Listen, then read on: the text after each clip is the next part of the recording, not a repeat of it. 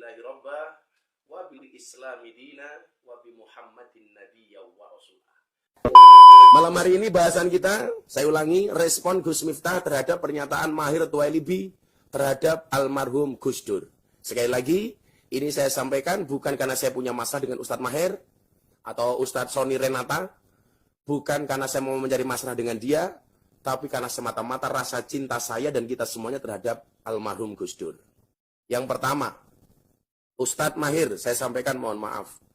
Apa yang Anda sampaikan di cuitan Anda di Twitter itu yang kemudian menjadi viral, yang mengatakan Gus Dur sudah mati bangkai dan lain sebagainya, walaupun kemudian Anda meralat memberikan klarifikasi, itu terjadi karena Anda emosi, karena dipancing oleh saudara siapa itu saya lupa, kemudian muncul statement itu.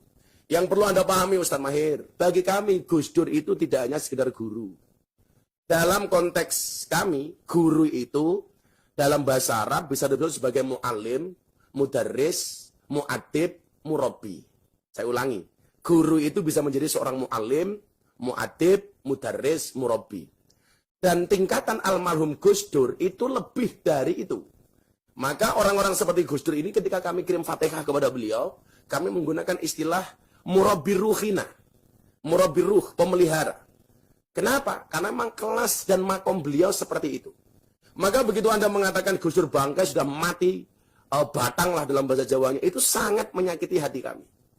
Karena tingkatan beliau tidak hanya mu'alim, tidak hanya mudarris, tidak hanya mu'adib, tapi Gus Dur itu merupakan murabbi ruh bagi kita semuanya, wabil khusus terhadap orang-orang Nahdlatul Ulama.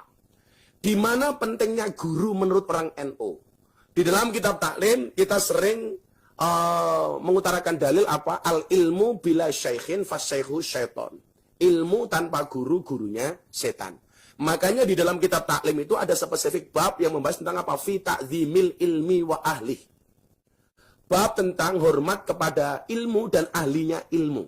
Di situ banyak disebutkan, umpamanya hendaklah seorang murid tidak memanjangkan kaki di hadapan kiainya. Nah, makanya kenapa kemudian kalau saya pengajian sama jamaah sering nyindir, duduk paling depan, tungkae selonjorke, orang rumah sana tungkae meletek-meletek. Itu sebenarnya sindiran. Karena dalam kitab taklim tidak pantas seorang murid memanjangkan kaki di hadapan kiainya. Lah, karena begitu urgennya sosok guru ini sampai dikatakan oleh Sayyidina Ali kalau tidak salah, ana abdun man alamani walau harfan wahidan. Saya siap dianggap sebagai abdun, kawulo. Bagi siapa? Man. Bagi siapapun alamani yang memberikan ilmu kepada saya walau harfan wahidan, walaupun cuma satu huruf saja. Karena begitu luar biasanya seorang guru itu. Bahkan Umar mengatakan, saya siap membayar guru dengan 1000 dirham untuk satu ilmu. Maka begitu Anda mengatakan Gus Dur seperti itu, kami sebagai orang yang mencintai Gus Dur, muhibbinnya Gus Dur, sangat sakit hati. Saya memahami kemudian ketika Anda mengatakan, oh ini saya emosi, gara-gara dipancing oleh begini dan sebagainya. Mohon maaf. Ya, kalau kemudian emosi, Anda boleh menghina Miftah. Kamu boleh mencaci Miftah. Oh, Miftah bosok, bajingan, kiri, dan lain sebagainya. Silakan. Tapi ketika kaitannya dengan Gus Dur, Anda lupa. Gus Dur itu tidak hanya sekedar kiai bagi kami. Gus Dur itu tidak hanya sekedar guru bagi kami. Tapi Gus Dur itu sekaligus guru bangsa bagi kami. Dan Anda jangan lupa, Ustadz Mahir, Gus Dur itu seorang presiden. Presiden yang secara konstitusional diakui oleh undang-undang. Presiden keempat Negara Kesatuan Republik Indonesia. Artinya apa? Ketika Anda menghujat Gus Dur, Anda tidak hanya menghujat Gus Dur sebagai guru bangsa, sebagai seorang kiai, tetapi Anda juga menghujat Gus Dur sebagai kepala negara, sebagai mantan presiden, atau presiden keempat Negara Kesatuan Republik Indonesia. Maka kami sangat menyayangkan apa yang sampean katakan kepada almarhum Gus Dur.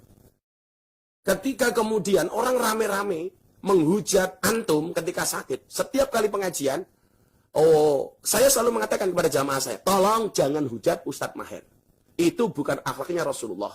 Tolong jangan hujat Ustadz Mahir, karena itu bukan akhlaknya orang Nahdlatul Ulama. Karena itu bukan akhlaknya santri. Anda bisa lihat di beberapa YouTube pengajian yang mungkin diposting sama para YouTuber itu. Saya selalu mengatakan, jangan menghina Ustadz Mahir. Beliau sakit, bila perlu didoakan. Bila perlu didoakan. Bagaimanapun juga beliau adalah orang Islam. Maka begitu saya mendengar tulisan itu, membaca tulisan itu di Facebook dan di grup-grup WA, betapa kemudian saya sangat kagetnya ketika kemudian Anda menghujat Gus Dur seperti itu. Na'udzubillah min dzalik, summa na'udzubillah min dzalik. Maka lumrah sebenarnya ketika orang kayak saya ini emosi, tapi saya nahan. Gak pantas lah kiranya saya harus teriak-teriak macam-macam. Tapi yang perlu Anda pahami, tolong penghinaan Anda terhadap Gus Dur, Anda segera insaf. Minta maaf kepada keluarga, kepada dzurriyyah. Minta maaf kepada orang-orang NU yang selama ini sangat-sangat memposisikan Gus Dur. Bahkan mohon maaf, menurut kami Gus Dur itu tidak hanya sekedar kiai, tapi beliau juga wali. Ala inna awliya Allah la khaufun alaihim wa lahum yazanun. Begitu istimewanya Gus Dur di mata kami. Kalau kemudian Anda ingin tahu fakta betapa Gus Dur itu hebat, kita lihat makamnya Gus Dur. Jarang ulama-ulama kekinian yang kemudian makamnya itu diziarahi sebanyak makamnya Gus Dur. Saya dulu pernah diprotes Santin Jombang, gara-gara apa? Saya pernah mengatakan makamnya Gus Dur itu dalam 1 bulan bisa nyumbang panti asuhan 150 juta. Begitu saya masuk ke Tebuireng, saya sowan di sana, saya Jumatan di sana, pengurus makam ini mengatakan kepada saya, Gus Miftah salah. Hari ini makamnya Gus Dur, hasil dari kota infak yang ada di makam Gus Dur, yang tidak sama sekali diambil oleh Pondok Tebuireng, sama sekali tidak diambil oleh pengelolanya, itu disumbangkan kepada panti asuhan 1 bulan minimal 300 juta. Harusnya kita malu sama almarhum Gus Dur. Sudah meninggal, sudah wafat, sudah tidak ada, sudah berbaring di alam barzah, 1 bulan masih bisa nyumbang 300 juta. Coba. Orang seperti ini masih Anda sepelekan. 1 hari 5.000 orang yang ziarah ke makamnya Gus Dur di hari-hari biasa. Bahkan kalau weekend bisa jauh lebih dari itu. Dan Anda tahu, apakah Gus Dur hanya memberikan manfaat dari nilai kota infak yang ada di makamnya beliau? Anda salah. Berapa travel bis yang kemudian bisnya laku gara-gara pengen ziarah kepada Gus Dur? Berapa restoran yang kemudian laku dijual, dibeli makanannya gara-gara mereka berangkat ziarah ke makamnya Gus Dur? Berapa pom bensin yang laku bensinnya gara-gara bisnya beli di SPBU itu? Berapa WC yang pesing digunakan oleh para jamaah yang datang ke makamnya Gus Dur, mereka yang butuh ke toilet?